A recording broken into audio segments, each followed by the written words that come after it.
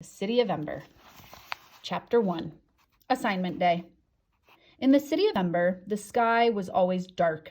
The only light came from great flood lamps mounted on the buildings and at the tops of poles in the middle of the larger squares. When the lights were on, they cast a yellowish glow over the streets. People walking by threw long shadows that shortened and then stretched out again.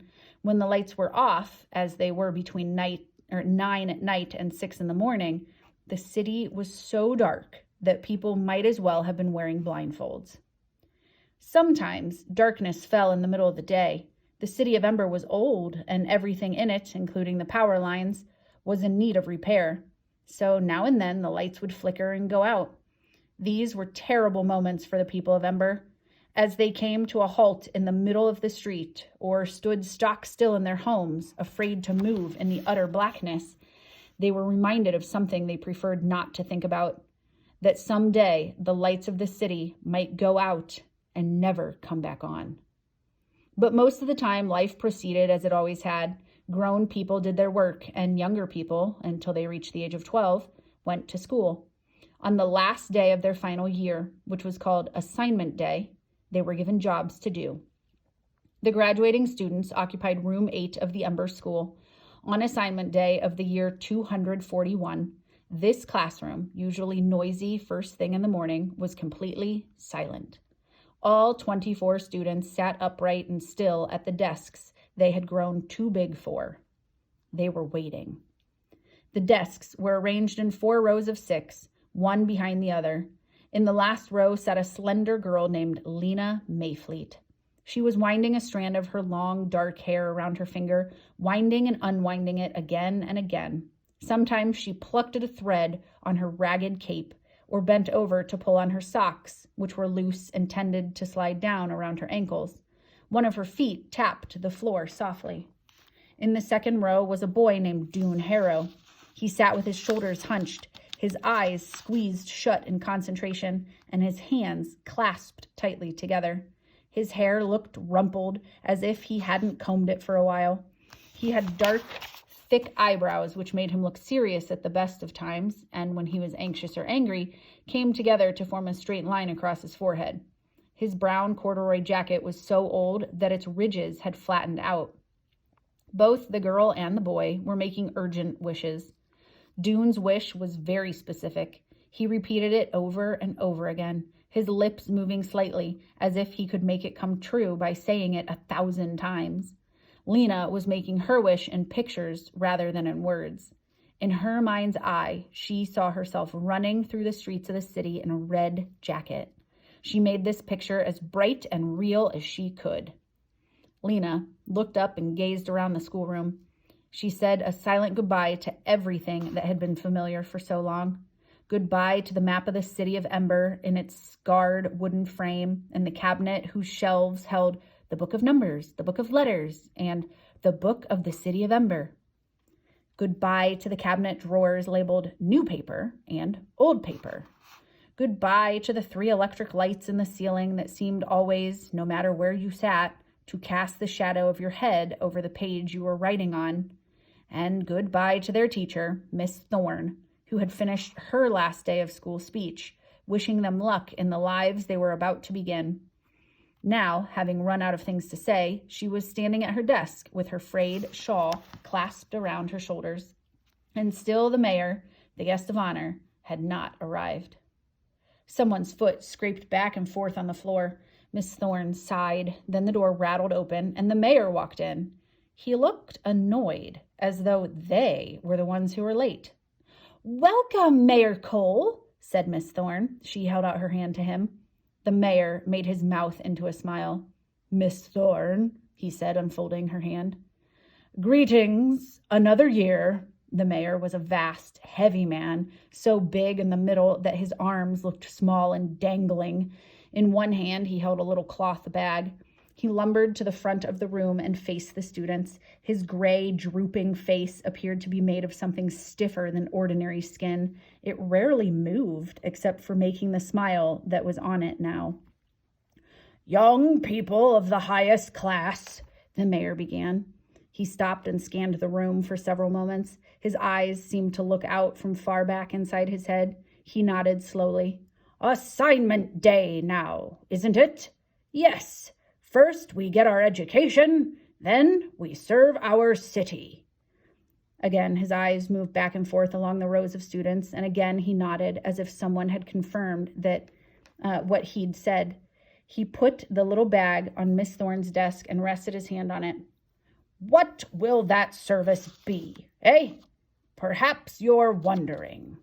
He did his smile again, and his heavy cheeks folded like drapes.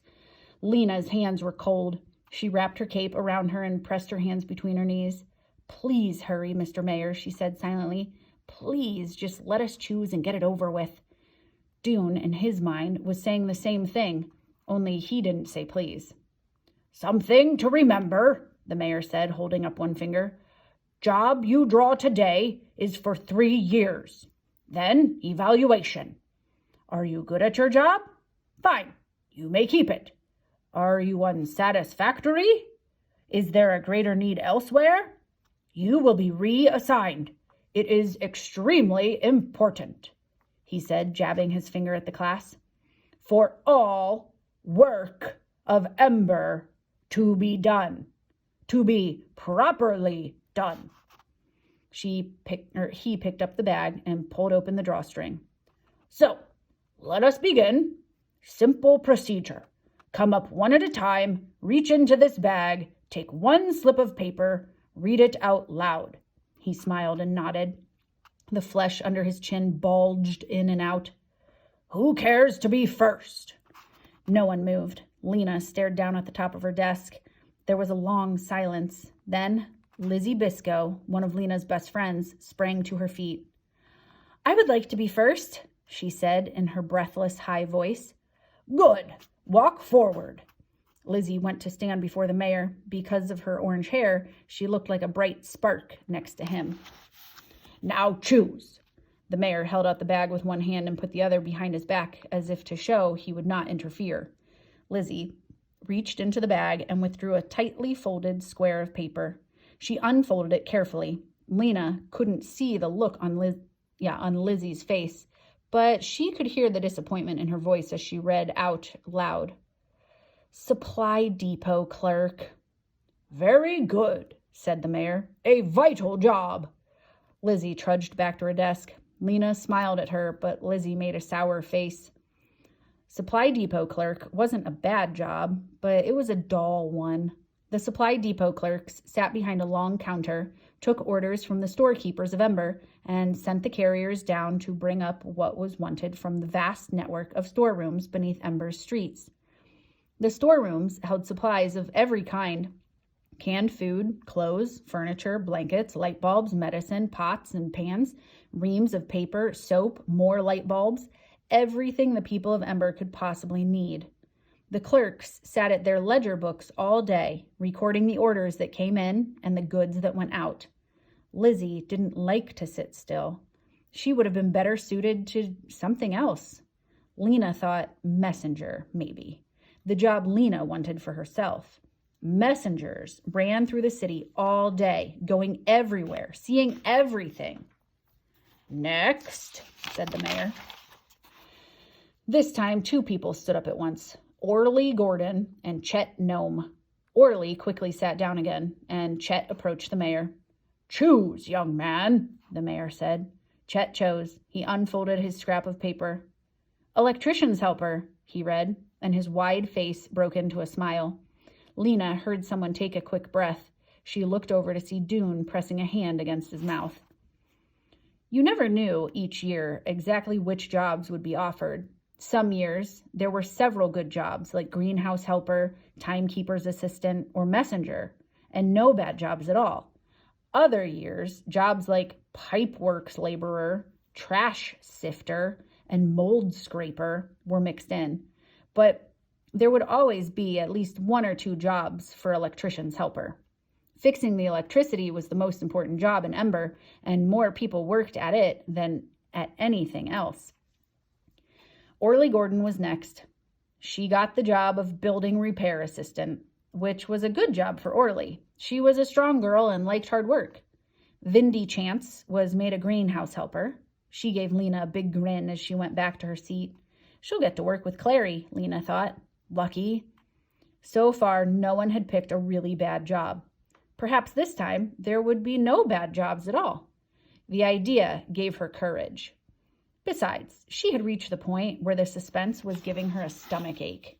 So, as Vindy sat down, even before the mayor could say, "Next," she stood up and stepped forward. The little bag was made of faded green material, gathered at the top with a black string.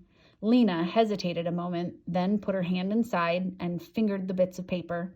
Feeling as if she were stepping off a high building, she picked one. She unfolded it. The words were written in black ink in small, careful printing. "Pipeworks laborer," they said. She stared at them. "Out loud, please," the mayor said. "Pipeworks laborer," Lena said in a choked whisper. "Louder," said the mayor.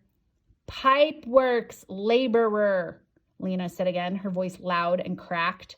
There was a sigh of sympathy from the class. Keeping her eyes on the floor, Lena went back to her desk and sat down.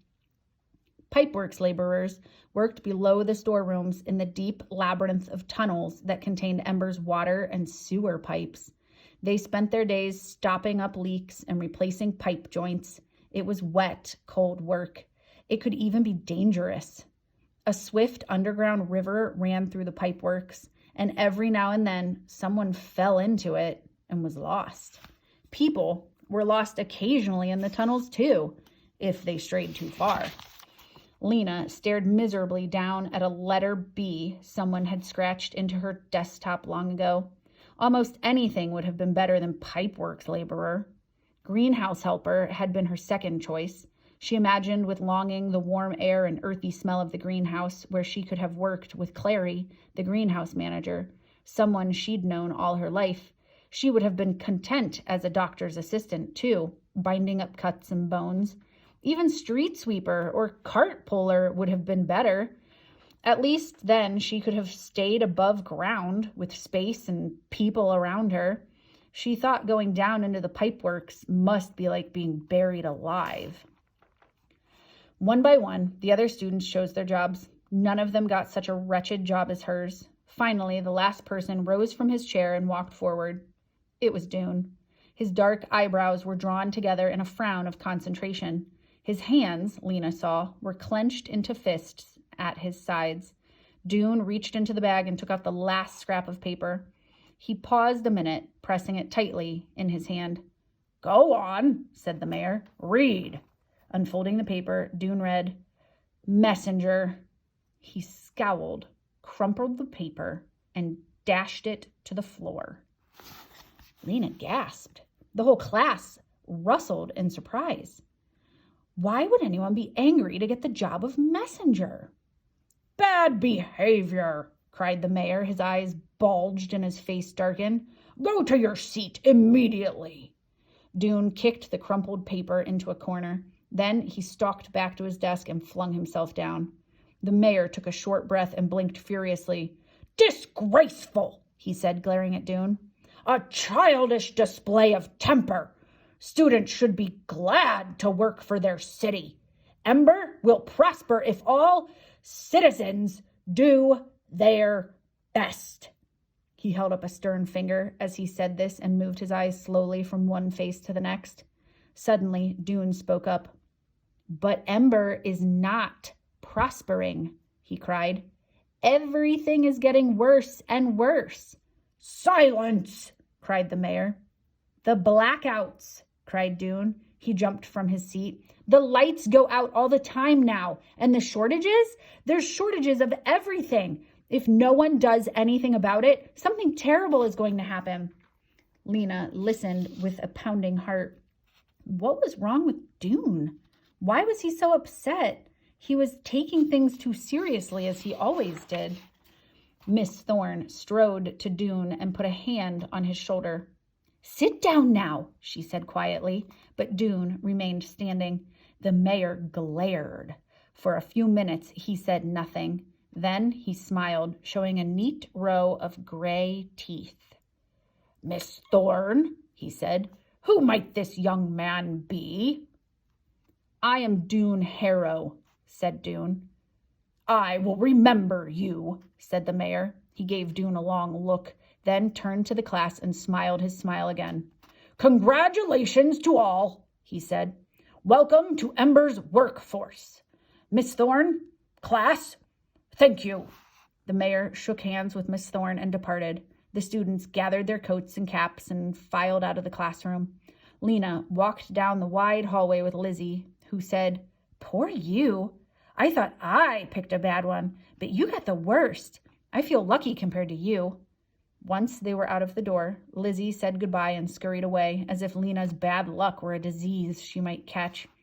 Lena stood on the steps for a moment and gazed across Harkin Square, where people walked briskly, bundled up cozily in their coats and scarves, or talked to one another in the pools of light beneath the great street lamps.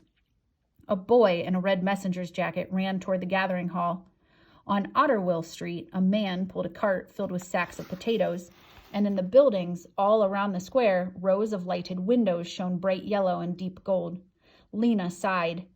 This was where she wanted to be, up here where everything happened, not down underground. Someone tapped her on the shoulder. Startled, she turned and saw Dune behind her. His thin face looked pale. Will you trade with me? He asked. Trade? Trade jobs? I don't want to waste my time being a messenger. I want to help save the city, not run around carrying gossip. Lena gaped at him. You'd rather be in the pipeworks? Electrician's helper is what I wanted, Dune said. But Chet won't trade, of course. Pipeworks is second best. But why? Because the generator is in the pipeworks, said Dune. Lena knew about the generator, of course. In some mysterious way, it turned the running of the river into power for the city. You could feel its deep rumble when you stood in Plummer Square. I need to see the generator, Dune said. I have ideas about it. He thrust his hands into his pockets. So, he said, will you trade? Yes, cried Lena. Messenger is the job I want most, and not a useless job at all, in her opinion. People couldn't be expected to trudge halfway across the city every time they wanted to communicate with someone. Messengers connected everyone to everyone else. Anyway, whether it was important or not, the job of messenger just happened to be perfect for Lena. She loved to run. She could run forever, and she loved exploring every nook and cranny of the city, which was what a messenger got to do. All right, then, said Dune. He handed her his crumpled piece of paper, which he must have retrieved from the floor. Lena reached into her pocket, pulled out her slip of paper, and handed it to him. Thank you, he said. You're welcome, said Lena. Happiness sprang up in her, and happiness always made her want to run. She took the steps 3 at a time and sped down Broad Street toward home.